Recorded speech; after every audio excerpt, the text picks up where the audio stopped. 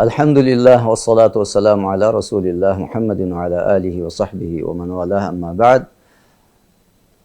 قدرمن ورونو د الله رب العزت نه دا دعا ده چې یا الله یا رحمان یا رحیم یا کریم یا منان یا ذل جلال والاکرام د مسلمانانو په منځ کې مینا محبت او الفت قائم کی او دغه کم اختلاف ته د مسلمانانو په منځ کې یا رب العالمین دا چې د ختم کی.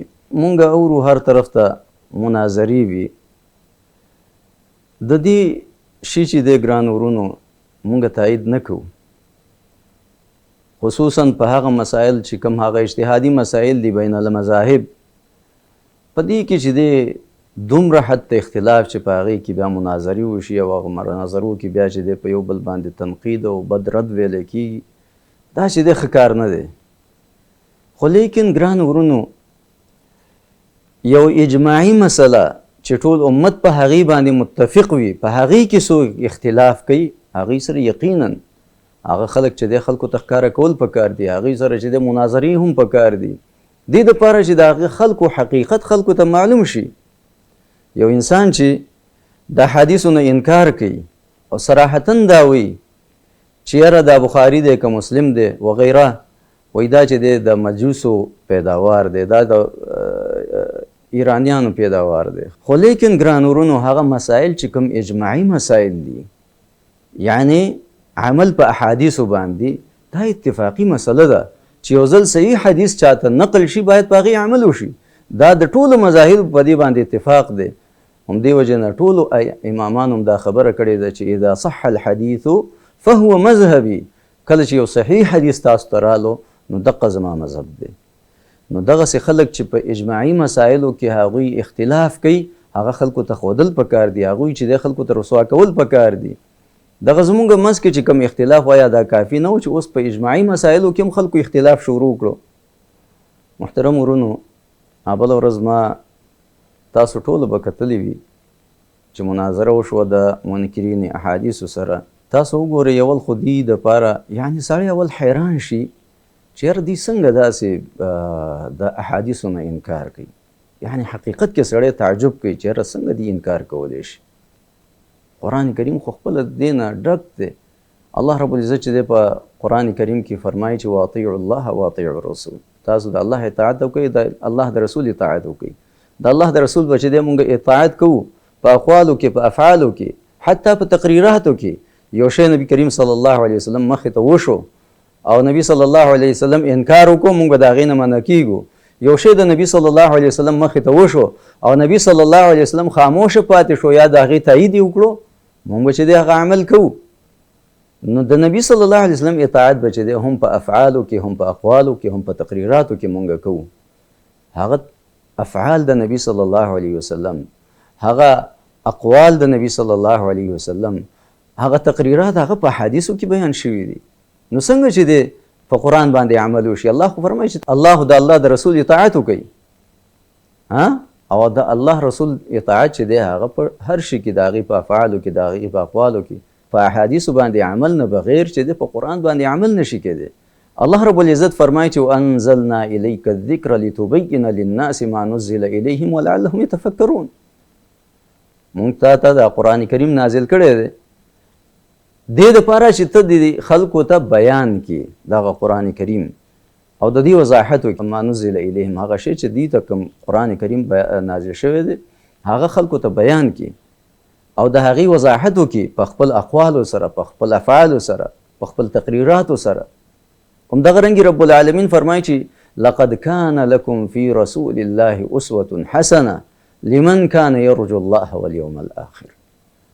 یقینا شته د تاسو دپاره د الله یعنی په رسول الله صلی الله علیه وسلم کې ښایسته نمونه، اسوه حسنه. نو هغې افعال، د هغې کړه وړه، د هغې ناسته پاسته، دا مونږ دپاره نمونه ده. مونږ به چې دی هم هغه شانتې عمل کوو، مونځ به په هغه طریقه کوو چې په کومه طریقه مونږ ته نبي صلی الله علیه وسلم ښودلې ده.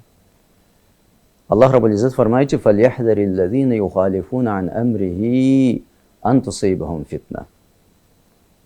نو دغه ګران ورونو دی چې دی اوس په فتنه کې پراته دي. الله رب العزت دی په فتنه کې اچولی دي. مناظره ما کتله ما مخکې تعجب کوم چې یاره دوی څنګه د قرآن نه د احادیثو نه چې دی انکار کولی شي، خو چې ما د هغې هغه مستوا وکتله نو زما هغه تعجب چې دی ورسره لرې شو. یعنې یو دومره جاهل یو دومره انپړ انسان چې چېرته هغه نه سبقونه ویلي دي او یعنې بدیهیاتو نه دی خبر. سبحان الله. نو ما ته چې دی یعنې هغه زما په ذهن کې چې کوم اشکال و چې یاره دوی څنګه د قرآن نه انکار کولی شي، هغه اشکال چې دی لرې شو. نشته دی خلکو کې علم نشته دی ګران ورونه، بلکل د علم نه خالي خلک دي. همدې وجې نه دی چې دی د احادیثو نه چې دی انکار کوي او بیا چې دی بې ادبه خلک هم دي. په دې باندې بخاري په احادیثو باندې د ټول امت اتفاق دی. شاه ولی الله رحمه الله فرمایي چې لقد اتفقت الامة على ان جميع ما فيهما من المرفوع المتصل صحيح وان من يهون امرهما فهو مبتدع متبع غير سبيل المؤمنين.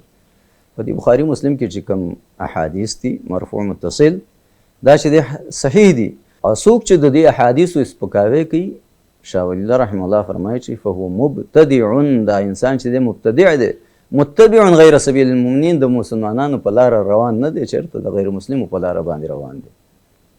څنګه د بخاري د احادیثو نه دومره سپکاوی؟ سبحان الله. د انسان زړه پیو دردېږي و یاره دا د مجوسو پیداوار دی، دا د ایرانیانو پیداوار دی. شرم پکار دی. یو سړي کې علم نشته دی، د علم نه خالي دی. بخاري غوندې محدث پسې چې دی هغه غږېږي. دا ډېر زیات د افسوس په مقام دی ګران ورونو.